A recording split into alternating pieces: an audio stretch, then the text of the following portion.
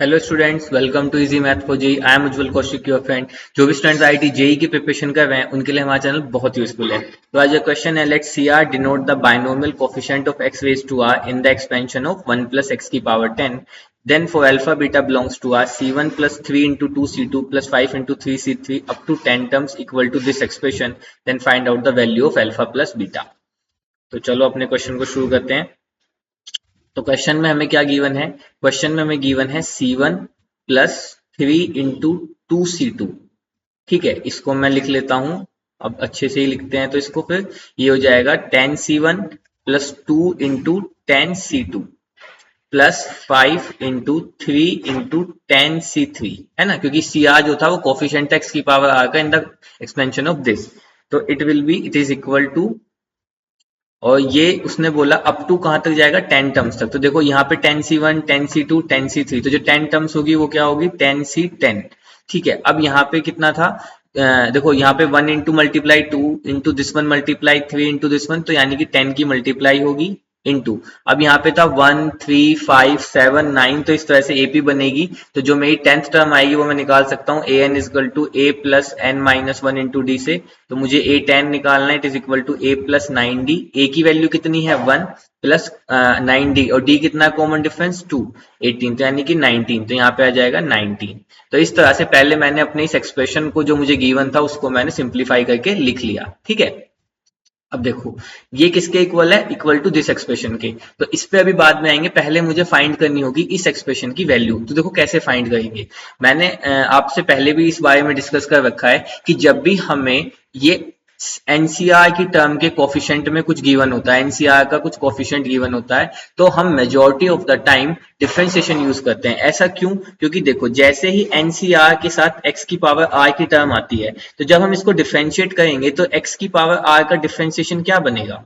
It will be R into X की power R minus one. तो अगर मुझे अपनी इस टर्म के आगे कोफिशिएंट लाना होता है, इस टर्म के आगे कोई रियल नंबर लाना होता है, तो मेजोरिटी ऑफ द टाइम मेरा डिफरेंशिएशन वर्क करता है। और अगर मुझे सपोज डिनोमिनेटर में लाना होता, मुझे कुछ एनसीआर अपॉन कुछ अल्फा गिवन है, तो मैं क्या करूंगा? मैं इंटीग्रेशन कर दूंगा एक्स की पावर आर का। उस केस में क्या होगा? इंटीग्रेशन एक्स की power R plus one upon R plus one. तो उस केस में मैं डिनोमिनेटर में कुछ अल्फा बनाने के लिए कैपेबल हो जाऊंगा। तो बस यहीं से शुरू करते हैं। एक्सप्रेशन गिवन है 1 प्लस एक्स की पावर 10 इज इक्वल टू, इसका एक्सप्रेशन क्या होगा? 10C0 plus 10C1x plus 10C2x square, और ये कहां तक जाएगा? प्लस 10C10x की पावर 10 तक। तो देखो सबसे पहले क्या कर देते हैं? डिफरेंशिएट कर देते हैं। ठीक है, तो जब मैं इसका डिफरेंशिएशन करूंगा विद रिस्पेक्ट टू x, तो ये क्या हो जाएगा? 10 1 प्लस एक्स की पावर 9। ठीक है, इज इक्वल टू 10C0 तो मेरा कांस्टेंट है, इट विल बी 0। यहां से बच जाएगा सिर्फ 10C1 प्लस 10C2। अब एक्स स्क्वायर का डिफरेंशिएशन क्या होगा? 2 इंटू एक्स प्लस एक टर्म में लेता हूँ 10C3, आगे था एक्स क्यूब, तो एक्स क्यूब का क्या होगा? 3 into X square plus last आ जाएगी 10C10, हो जाएगा 10 इंटू एक्स की पावर 9। फाइन, ये मेरा बन गया डिफरेंशिएशन करने से। अब देखो गो दो, अगर मैं यहाँ पे 10C2 वाली टर्म को फोकस करता हूं तो मेरा 10C2 बन रहा है यहाँ पे। तो 10C2 के साथ मुझे एक 2 चाहिए था, मेरा 2 जनरेट हो गया, पर अब मुझे एक 3 भी चाहिए। और 3 कैसे जनरेट होगा, इसी बात को सोचना है। तो देखो कैसे 3 सिर्फ उस कंडीशन में जनरेट हो सकता है जब यहाँ पे एक्स क्यूब हो। भाई 10C2 के साथ अगर एक्स क्यूब होता तो मैं एक बार और डिफरेंशिएट कर देता, तो जो मेरी एक्स क्यूब वाली टर्म है वो आगे 3 इंटू एक्स स्क्वायर बच जाता। तो बस यही इस क्वेश्चन का कैच है। तो सबसे पहले इस एक्स को एक्स क्यूब बनाने के लिए क्या करो? रिप्लेस कर दो एक्स बाय एक्स स्क्वायर। ठीक है, तो यहां से क्या हो जाएगा? 10 1 प्लस एक्स स्क्वायर की पावर 9 इज इक्वल टू, यहां से हो जाएगा 10C1 plus 2 into 10C2 x square plus 3 into 10C3। अब देखो x को एक्स स्क्वायर से रिप्लेस किया तो यहाँ पे x की पावर 4 बन जाएगा, प्लस 10C10 10 इंटू एक्स की पावर यहाँ 18 हो जाएगा। किस फॉर्मूले से? क्योंकि हम जानते हैं a की पावर m की पावर n जो है वो इक्वल होता है a की पावर m इंटू n के। फाइन, तो देखो अब यहां से मैंने एक्स स्क्वायर तो बना दिया, अब मुझे फिर से एक और एक्स चाहिए, तो मैं क्या करूंगा? मैं कर देता हूं मल्टीप्लाई बाय एक्स। अब देखो क्वेश्चन ये बन जाए कि मैंने डायरेक्ट ही एक्स क्यूब से मल्टीप्लाई क्यों नहीं किया। मैंने ऐसा क्यों किया कि पहले मैंने एक्स स्क्वायर से किया और फिर मल्टीप्लाई, मैंने डायरेक्ट ही एक्स को एक्स क्यूब से क्यों नहीं रिप्लेस किया। अगर मैं ऐसा करता तो मेरी इस टर्म में एक्स की पावर 6 बन जाता। तो अगर मैं डिफरेंशिएशन करता तो यहाँ पे तो मुझे 5 चाहिए था, तो मैं 6 को कैसे डील करता। और अगर मैं एक बार और डिफरेंशिएट करता तो मेरी ये वाली पावर 0 हो जाती, मतलब एक पावर कम आ जाती। तो इसीलिए मैंने इस पाथ को फॉलो किया। तो अभी हो जाएगा 10 x into 1 plus X square की power 9 is equal to 10c1 x plus 2 into 10c2 x cube plus 3 into 10c3 x की power 5 plus 10c10 10 into X की power 19। And one more reason कि मैंने डायरेक्ट एक्स क्यूब से replace क्यों नहीं किया, क्योंकि देखो ध्यान दो यहाँ पे जो है ये 10c1 में कांस्टेंट टर्म है। अगर मैं डायरेक्ट ही इसको एक्स क्यूब से रिप्लेस कर देता तो इस टर्म में तो कोई एक्स था ही नहीं। तो जैसे ही मैं अगली बार डिफरेंशिएट करता मुझे 10c1 अपने आंसर में चाहिए, पर मेरी 10c1 की टर्म क्या हो जाती, 0 हो जाती। एक रीजन ये भी कह सकते हैं अपने उसको जस्टिफाई करने के लिए। ठीक है, अब मैं क्या करता हूँ, फिर से डिफरेंशिएशन कर देता हूँ विद रिस्पेक्ट टू एक्स।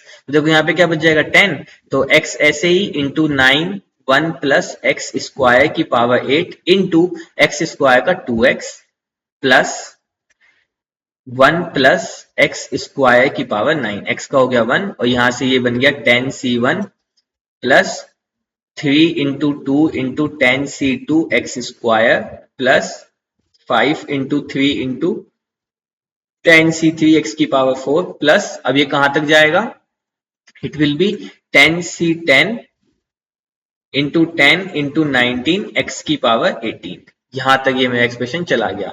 अब देखो थोड़ा सा अगर मैं यहाँ पे गौर करता हूं तो अब अगर मैं यहाँ पे x is equal to 1 put कर देता हूं तो 1 पुट करने पे क्या होगा, इट विल बी 10, यहाँ पे हुआ 1 तो यहाँ पे बचा 9, 1 प्लस 1 यानी कि 2 की पावर 8 इंटू 2 प्लस 1 प्लस 1 यानी कि 2 की पावर 9।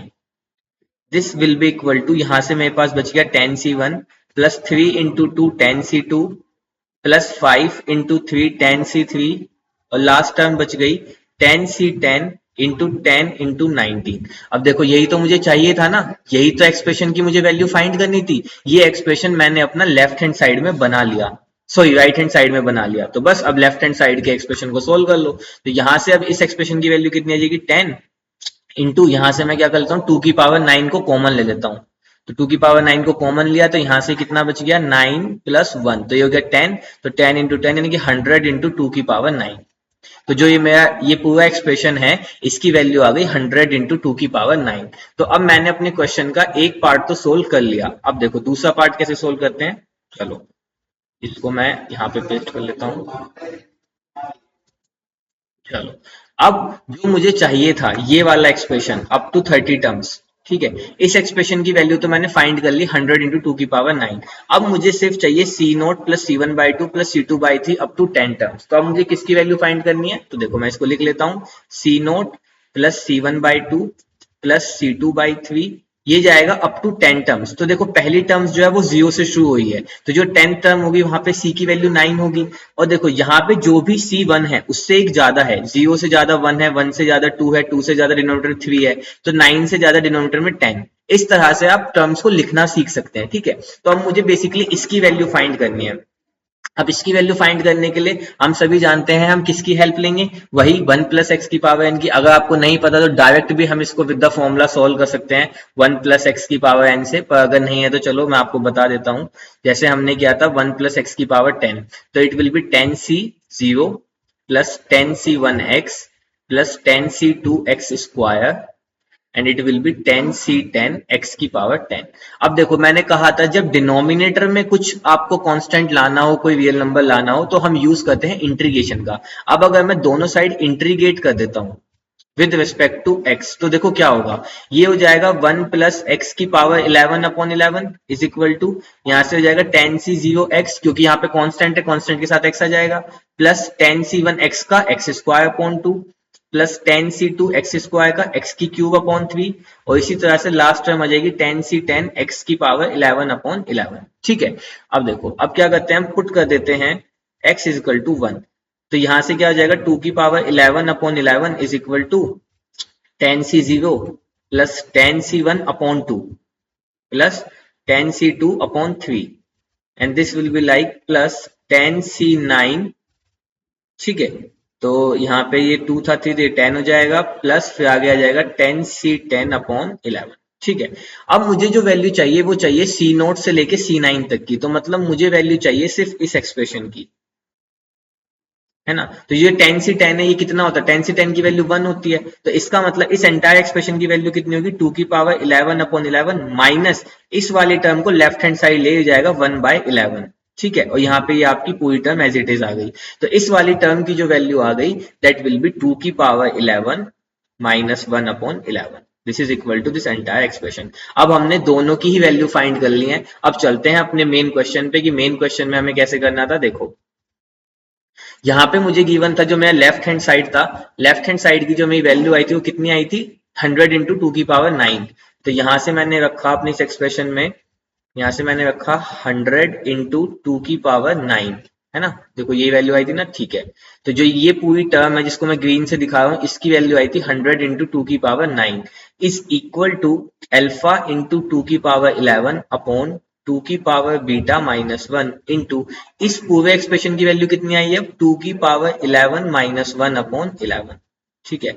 अब देखो इसको सोल्व कैसे करना है, मुझे तो अल्फा बीटा की वैल्यू चाहिए, तो अल्फा बीटा को हम राइट हैंड साइड ले जाते हैं, बाकी को इधर ले आते हैं, तो ये जाएगा 2^β-1/11 इज इक्वल टू, ऊपर बच गया 2^11 इंटू 2^11-1 अपॉन नीचे बन गया 100 इंटू 2^9 इंटू 11। अब देखो इससे ये कैंसिल आउट हुआ, तो ऊपर कितना बचा, सिर्फ 2^2, ठीक है। अब 2^2 ऊपर बचा यानी कि 4, ठीक है। तो मैं लिख लेता हूँ, चलो लाइन में 4 इंटू 2^11-1 अपॉन 100 इंटू 11। अब 4 से इसको कैंसिल आउट किया, ये बन गया 25, तो ये बन गया 2^11-1 अपॉन 5 जब 22 तो 27, 275। तो ये जो मेरा 2^β-1 है, ये एक्सप्रेशन 2^β-1 अपॉन अल्फा, ये इक्वल आ गया इसके।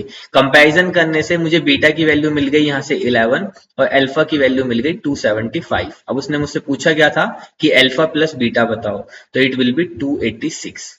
So 286 is my right answer. I hope you are able to understand the video. If you have still doubt, you can ask to me into the comment box. Thank you very much. Please subscribe the channel. Be happy.